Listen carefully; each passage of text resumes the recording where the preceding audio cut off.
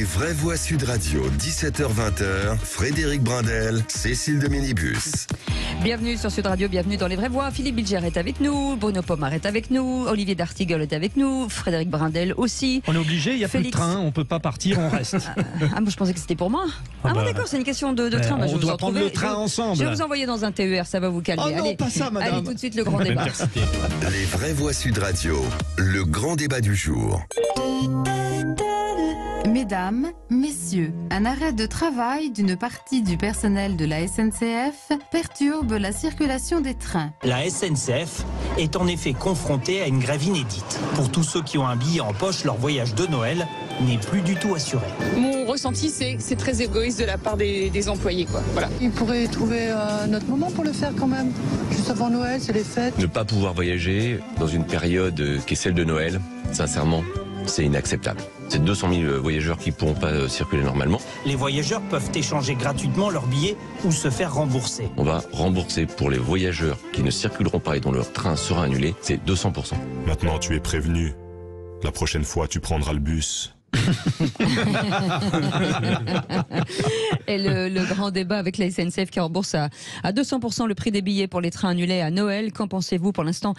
Vous dites que c'est une évidence à 10%. Est-ce que selon vous c'est effectivement une évidence à 10%? Est-ce que c'est un non-sens économique? Vous dites oui à 43%. Majorité pour l'instant, oui, 43%. Absolument. Ouais. Un Noël gâché à 41% et un cadeau à 6%. Félix Mathieu, donc c'est la SNCF qui rembourse ses billets. On vous pose cette question et après les annonces ce matin du PDG de la SNCF Voyageurs. Oui, si votre billet de train avait coûté 100 € et qu'il est finalement annulé, vous serez remboursé 200 €. Promesse ce matin de Christophe Fanichet. Normalement, un mail ou un SMS vous avertit quand le train est supprimé. Il faut ensuite annuler son billet avant l'heure de départ pour obtenir ce remboursement. Autre possibilité, l'échange de billets sans frais et au même prix, même si vous vous rabattez sur un billet qui aurait été censé être plus cher. Mais bon, dans les faits, difficile de trouver des trains encore disponibles à la réservation. Reste parfois la possibilité de se rabattre sur des TER qui s'annoncent d'ores et déjà bondés. Plus de 200 000 voyageurs en tout cas se retrouvent sans train pour rejoindre leurs proches à Noël, soit un quart des billets vendus par la SNCF pour ce week-end. Colère ce matin sur BFM TV du porte-parole du gouvernement, Olivier Véran. C'est pas le week-end de Noël où on choisit de faire grève. Il ne s'agit pas d'ailleurs d'un appel à la grève d'un syndicat organisé, c'était collectif anonyme, qui font grève alors même que la SNCF a augmenté les salaires des salariés de la SNCF de l'ordre de 12% sur moins de 2 ans. Pardon pour la mauvaise formule peut-être, mais on est ici dans une boulangerie, je préfère largement la trêve des confiseurs à la grève des contrôleurs en l'occurrence. Au cours des négociations, la direction avait proposé aux contrôleurs une prime de 600 € par an ainsi qu'une indemnité supplémentaire du même montant, 600 € bruts par an. Les syndicats, s'ils n'ont pas relayé cet appel à la grève spontanée, ont tout de même maintenu les préavis pour couvrir les grévistes. Environ un tiers des trains supprimés vendredi, surtout des TGV. Ça va s'aggraver encore samedi et dimanche. Sur l'axe Paris-Rennes, 10 TGV supprimés sur 20 samedi. Sur la ligne Paris-Bordeaux, 13 TGV supprimés dimanche. Tout comme 8 des 11 TGV Paris-Angoulême prévus dimanche. Les intercités sont censés rouler normalement selon la SNCF, mais plusieurs ont quand même été supprimés, notamment entre Paris et Clermont-Ferrand ou encore Paris-Limoges. Merci beaucoup Félix Mathieu avec notre invité pour en parler. Christian Broucaret est avec nous, bonsoir. Bonsoir. Merci d'être sur Sud Radio. Vous êtes porte-parole nationale de la FNOT, qui est la Fédération d'associations d'usagers des transports, et président de la FNOT Nouvelle-Aquitaine. Comme tous les ans, Philippe, les Français ont l'impression d'être pris en otage à ces périodes de l'année. C'est vrai. Alors, c'est toujours très délicat de parler de ces arrêts. Il y a des droits sociaux. Il y a des abus de droit et je dirais même, on devrait imaginer, comme dans d'autres domaines, que l'obligation de décence puisse exister. Pour ma part, je suis contrôleur. Je ne veux pas seulement exercer un droit, mais je veux penser à cette forme de sadisme qui va priver un certain nombre de Français, parmi les plus modestes souvent, du droit d'avoir un Noël paisible au milieu des siens. Et je sais pas, je ne parviens pas à comprendre ça. On continue le tour de table, Olivier d'Artigol. On peut rappeler que dans le communiqué de Sudrail, par exemple, il n'y avait pas d'appel à cesser le travail, juste un préavis. C'est comme si tout le monde était un peu mal à l'aise avec cette histoire. C'est un moment très triste parce qu'on a 200 000 personnes sur le carreau, sur les 800 000, parce que l'esprit de Noël, c'est le fait, en effet, de retrouver, comme vient de le dire Philippe, les siens, d'avoir le bonheur de retrouvailles, souvent pour des gens qui se voient peu tout au long d'une année. Les syndicats ne sont pas à l'origine, quand bien même ils ont déposé un préavis de grève, mais ils n'appellent pas à l'arrêt de travail. C'est donc 3800 contrôleurs qui se sont organisés via une page Facebook. Et où il y a d'ailleurs un dissensus entre eux aujourd'hui sur le fait de poursuivre ou pas et de réagir positivement aux premières annonces. Je crois qu'il y a quand même du côté de la direction de la SNCF une réflexion à avoir sur la manière de nourrir et d'alimenter le dialogue social tout au long d'une année. Et puis, alerte enlèvement. Où est le ministre des Transports ? Où est Elisabeth Borne ? Normalement, dans un tel moment national, avec ce fiasco qui est là, l'exécutif, Matignon, le ministre des Transports, devrait convoquer en urgence une table ronde avec l'objectif de sortir par le haut. Où sont-ils ? C'est comme ils sont dans le commentaire. Olivier Véran peut se mettre en colère. La belle affaire. C'est le porte-parole, en tout cas. Bruno Pomar, le problème, c'est que certains ont acheté des billets il y a très longtemps, donc ils vont devoir changer de façon de se transporter. Et surtout, ça va coûter beaucoup plus cher. Le problème, c'est que le remboursement à 200 €, qui va payer au bout ? Nous. Évidemment, il y aura un trou, donc on va encore nous prendre sur nos impôts. Et puis, moi, c'est très pragmatique, je vois l'équation comme ça.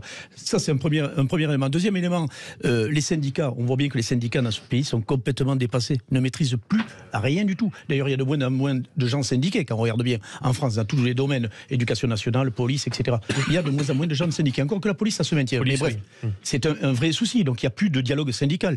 La France va mal, et c'est vrai qu'encore une fois, pourquoi les syndicats ne disent pas tout simplement à leurs contrôleurs, etc., de faire la grève, etc., mais de laisser rentrer, par exemple, les gens dans le train gratuitement. Enfin, je ne comprends pas. Il y a des choses qui me dépassent. Mais le coup de dire que la direction dise, on va vous filer 200%. Allez, l'argent, il est beau. Ces hauts fonctionnaires de la SNCF, ils n'ont pas de mal, ils ont juste la caisse à dépenser. Je trouve que c'est quand même pathétique. Comme oui, Philippe Bilger. Est-ce qu'on peut imaginer demain, devant des revendications légitimes, qu'on dise « Ah, mais on n'a pas d'argent pour les satisfaire », alors qu'on rembourse à 200% les billets. Bon, alors parlons-en. C'est pas une manipulation aussi, ça. Parlons-en avec Christian Broucaré, qui est le porte-parole national de la Fédération d'associations d'usagers des transports. Concrètement, est-ce que vous avez imaginé des moyens de pression, notamment, c'est une grève des contrôleurs. Un train ne peut pas partir sans contrôleur, mais on a bien compris qu'un train, pour le conduire, il faut surtout un conducteur et pas forcément de contrôleur. Est-ce que ça peut être un moyen de pression ? Vous y avez pensé, Christian Broucaré ? Non, ça ne peut pas être un moyen de pression parce que la première chose, et heureusement dans le ferroviaire, c'est la sécurité. Et je peux vous assurer que déjà les contrôleurs qui vont travailler là dans la période de Noël et 1er de l'an vont avoir fort affaire parce qu'ils vont avoir affaire à des gens qui vont être énervés, qui éventuellement n'ont pas l'habitude de prendre le train. Et ça va être extrêmement compliqué pour eux. Et nous, la peur qu'on a, c'est qu'il y a de plus en plus de contrôleurs qui justement se mettent en grève parce qu'ils ne voudront pas affronter des clients. Parce que je rappelle que dans ce cas-là, les gens qui sont dans les TGV, c'est des clients. Quand on est dans un intercité, quand on est dans un TER, quand on est dans un transport urbain, le prix, il est décidé par les politiques. Monsieur D'Artigol peut vous expliquer comment ça se passe sur les transports à Pau. Et je lui souhaite bien du courage d'ailleurs pour rentrer à Pau. Merci. Message. Et joyeux Noël. Merci beaucoup. Je suis sûr qu'il en aura. Je ne pouvais pas échapper. Un char à voile. On se soutient entre Béarnais et tout. Merci. Non, mais c'est vrai que ce que disait très justement le monsieur, c'est que Bruno disait Pomar, tout à l'heure concernant les contrôleurs, etc. C'est une chaîne, la sécurité dans les trains. C'est-à-dire il faut un chauffeur, évidemment. Il faut les contrôleurs obligatoirement, etc. Il faut une chaîne de soutien, absolument. Ça c'est sûr. 0826 300 300. Olivier est avec nous. Il nous appelle de Carcassonne. Bonsoir Olivier. Oui, bonsoir. Vous vouliez réagir sur ce sujet ? Oui, parce que mon train a été annulé pour le 25 décembre. Si j'avais su que l'annulation, j'allais recevoir 200% du prix des billets, j'aurais tout de suite annulé. Mais bon, j'ai préféré faire un échange. Et c'était, c'était 2 billets. Et quand j'ai commandé 2 autres billets, tout d'abord, j'ai eu un supplément sur un des billets de plus de 30 €. Oui. D'une part, et d'autre part, alors que dans le billet original, nous étions côte à côte, eh bien là, on se retrouve dans 2 wagons différents. C'est scandaleux. Et il n'y a pas eu possibilité dans les options qui étaient offertes de modifier quoi que ce soit, quoi. Et donc, c'est ça où vous ne passez pas les fêtes avec votre famille. Hein, oui, Cécile, je voulais juste ajouter que la SNCF a communiqué sur les fêtes qu'il restait 120 000 places aujourd'hui et demain. Mais bon, alors c'est gentil de leur part, mais quand même que les gens partent mercredi et jeudi pour le week-end, c'est quand même un peu... C'est de l'intercité, c'est quel type de place? Pour les grandes lignes, peut-être. C'est des grandes lignes. Non, c'est aussi sur les TGV. Après, je voudrais dire quelque chose, justement, parce que je fais l'aller-retour pour Paris toutes les semaines. Sachez que même en période non tumultueuse, il est très compliqué d'avoir une place dans un TGV, en l'occurrence Atlantique. C'est-à-dire que vous avez souvent les trains qui sont pleins, sans aucune place, et il y a un problème tarifaire, dans le sens où quand vous arrivez à avoir des places, elles sont souvent bien plus onéreuses que ce que peut vous proposer l'avion. C'est un vrai problème. Alors là, ça laisse quand même... Il y a une question concernant le ferroviaire, le représentant des usagers le sait bien, qu'il faudrait poser en grand dans le pays sur ce joyau. Là aussi, c'est une pépite. Quand on voit la carte des chemins de fer en France, c'est quand même un joyau. On nous a quand même vendu des cars Macron pour enlever les lignes secondaires. Rappelez-vous, on n'a pas de mémoire, mais ça s'est passé comme ça. En tout cas, ceux qui ont une voiture aujourd'hui, ils sont bien contents de l'avoir. Moi, je vous le dis. Philippe Bilger, Moi, j'ai appris une bonne nouvelle aujourd'hui. Cécile, mon départ a été confirmé. Ah bah d'accord, très bien. Bah, vous êtes l'un des le seuls. départ de l'émission? Non. Non, le départ de Paris. Philippe, non. Il y a parfois. Philippe Bilger, quand le président de la SNCF, face à une grève, annonce deux fois le prix du billet en remboursement. Est-ce qu'il n'y a pas quelque part une petite manipulation à envoyer peut-être aux grévistes, de dire que cet argent qu'on aurait pu donner aux grévistes, finalement, on va les donner aux usagers? Sans doute, Cécile, mais en même temps, je persiste, c'est très maladroit dans le futur des négociations. Je n'imagine pas qu'on puisse venir dire à un salarié qui a besoin d'augmenter quelque chose, mais on ne peut pas, alors qu'on a doublé le remboursement des billets. C'est une maladresse économique, et d'autre part, je ne suis pas persuadé que ça satisfasse les Français qui vont devoir se débrouiller comme ils peuvent. Christian Broucaré, quelles sont les possibilités? Parce que la fédération que vous représentez a fait aussi le point sur les informations que vous recevez. Bien souvent, il y a la possibilité de partir et pas la possibilité de revenir. Il y a aussi ça c'est un casse-tête. Hein. Oui, parce que nous, on pense que la grève va s'amplifier dans le week-end. Hein. Je vous l'ai expliqué précédemment. Alors, je vous fais quand même une toute petite remarque, c'est qu'on ne rembourse pas 100% du prix du billet. En fait, c'est un bon d'achat dans l'avenir. Oui, c'est ça. Parce qu'en fait, je pense que la SNCF s'est rendu compte que son image a été très écornée, parce que cette grève a été subite, et même nous, on l'avait pas anticipé. Hein. On est habitués, hein, on était assez blasés sur le fait qu'il y a toujours des grèves en fin d'année à la SNCF. Alors, est-ce que c'est des grèves de confort? Est-ce que c'est des grèves de contestation? Ça, c'est pas à nous de le dire.